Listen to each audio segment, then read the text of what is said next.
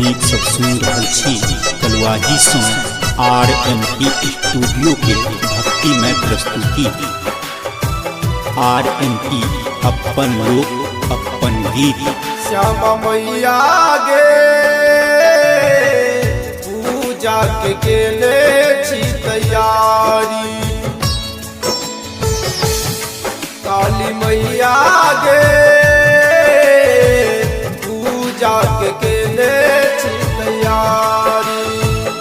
निपने छी अंगना निपने छी गहावर, निपने छी अंगना निपने छी गहावर, फूल सा सजने छी दुआरी। माँ श्यामा मैया गे पूजा के केले छी तैयारी, काली मैया गे पूजा के केले छी तैयारी।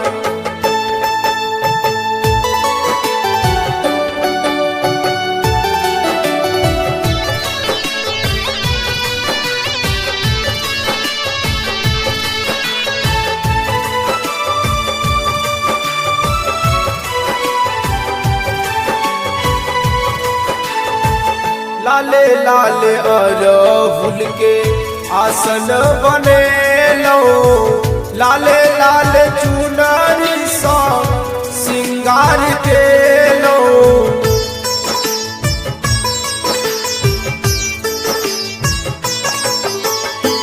लाले लाले अरहुल के आसन बनेलो, लाले लाले चुनरी सा सिंगार केलो। पंडित बजा का पूजा पाठ जे करबो, पंडित बजा का पूजा पाठ जे करबो, ध्यान धरब दुनु प्राणी। माँ श्यामा मैया गे पूजा के केले छी तैयारी, काली मैया गे पूजा के केले छी तैयारी।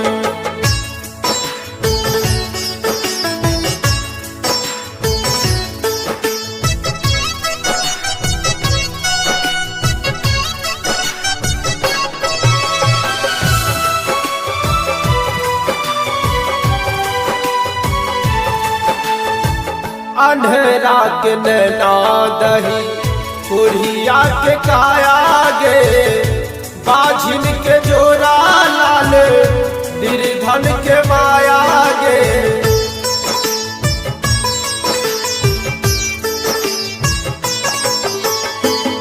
अंधेरा के नैना दही कुढ़िया के काया गे, बाझिन के जोरा लाल निर्धन के माया गे। तोरे प्रयास मैया करे नहीं निराश गे, तोरे प्रयास मैया करे नहीं निराश गे। जिए के तू ही सहारा, माँ श्यामा मैया गे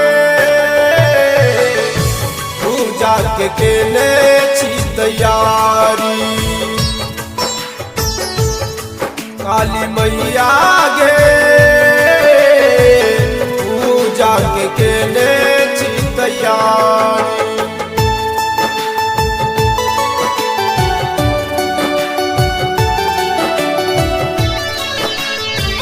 गीत सब सुन रहल छी कलुआही सँ RMP स्टूडियो के भक्तिमय प्रस्तुति। RMP अपन लोक अपन गीत। तोरे कृपा सा मैया सजल परिवार गे, तोरे पर आस धैले पूरा संसार गे।